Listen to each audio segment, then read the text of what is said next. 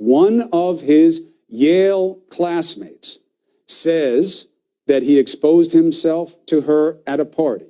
Lynn Brooks was that woman's roommate. She knew Kavanaugh in school too.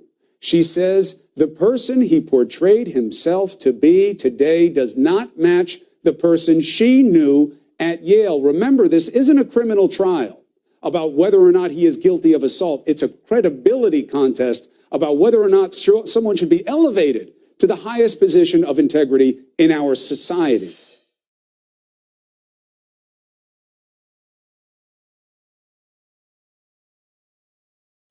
I drank beer with my friends. Almost everyone did. Sometimes I had too many beers. Sometimes others did. I liked beer. I still like beer. But I did not drink beer to the point of blacking out, and I never sexually assaulted anyone. There is a bright line between drinking beer, which I gladly do, and which I fully embrace, and sexually assaulting someone, which is a violent crime.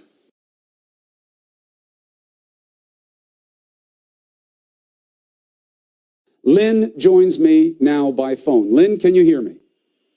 I can, Chris. Thanks. Lynn, full disclosure, we've spoken before. I wanted you to come on. You said you didn't want to, weren't comfortable with it, too much pressure. But then you watched today and you changed your mind. Why?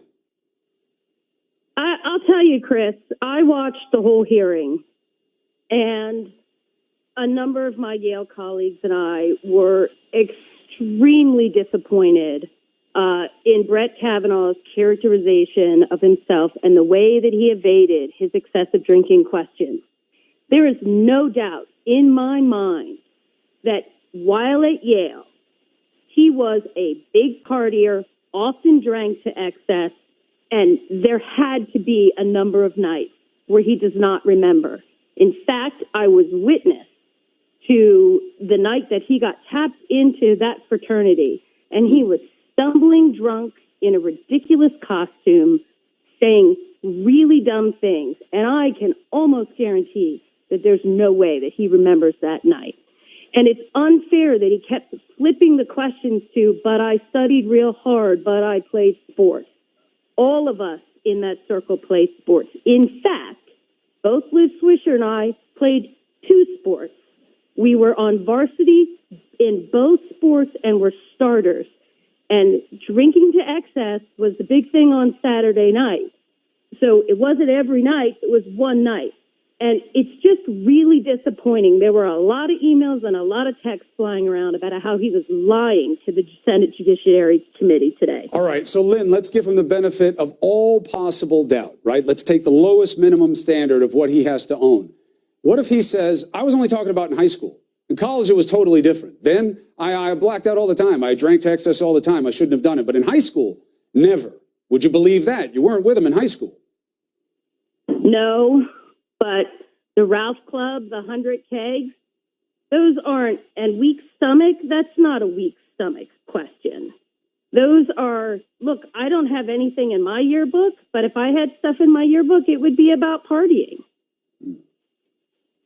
So when you heard that today, you felt that the picture that he painted of himself is false. I felt when I saw his Fox News interview that that picture was false.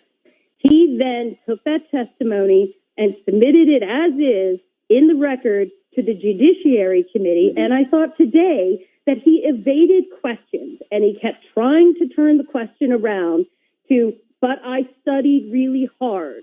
Well, you know what? I studied hard too. I went to Wharton Business School. I did very well at Yale. I also drank to excess many nights with Brett Cavanagh. The two things are not mutually exclusive. Now, Chris Dudley of Yale and NBA fame, or certainly he's known for playing in the NBA, he painted a different picture of Kavanaugh. He was a high-integrity character judge for Judge Kavanaugh. What do you make of his assessment? Why so different from yours? Well, I can tell you I didn't go to as many parties with Chris Dudley, but I do remember one party in particular where both Brett and Chris Dudley were very drunk. and they thought it would be really funny to barge into a room where a guy and girl had gone off together and embarrass that woman. Chris Dudley was, I believe, the one that went in under the egging on of Brett Cavanagh, and they thought it was funny. The girl was mortified, and I was furious. So I'm not sure he's the best character witness. Now, look, not that this matters, but again, it's about the truth of what he says about himself. This is not a trial about guilt or innocence. It's a job interview. It's a credibility measurement for the highest integrity position we have. And I have to tell you, I don't believe it's disqualifying to have partied in high school or in college. But him telling the truth about himself is a more relevant standard. Was Brett Cavanagh known at Yale as a virgin? I have no idea. I just want to know, because that's something he points out about himself that I know, having gone to the same school. And it's not so big a school. It's got a big name, but it's not that big a community. It's pretty small. It's the kind of thing that would have been known. So at the end of the day, when you heard Christine Ford and what she accused Brett Cavanagh of, you have never said to me or anything I've read from you that you saw him as being that kind of person. So what do you want people to know about the range of assessment that's being made about him? So here's what I would say. That I agree with you. I don't think a person should go on trial for drinking in either high school or college, and I did both. But I will say it is about the truth. And then I will say this about lying. Lying is never good, it is never appropriate, and it always comes with consequences. And while I can't speak to Brett, I will tell my two boys that lying is never good. And also, as their coach, I will tell them that winning isn't everything. It should be about how you play the game. And that's, I think, why many athletes at Yale were incredibly disappointed with the performance today. And quite frankly, the blatant lying. Also important to note, you're a Republican, yes?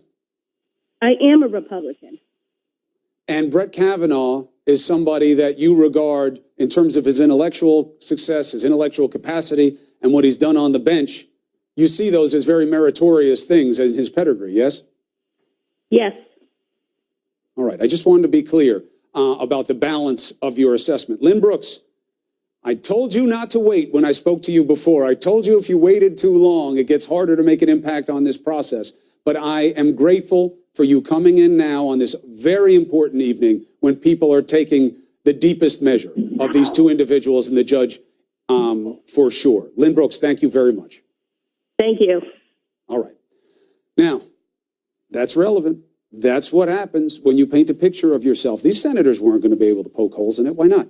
No time, no depth, right? And for some of them, no inclination. But how many Lynn Brooks are out there?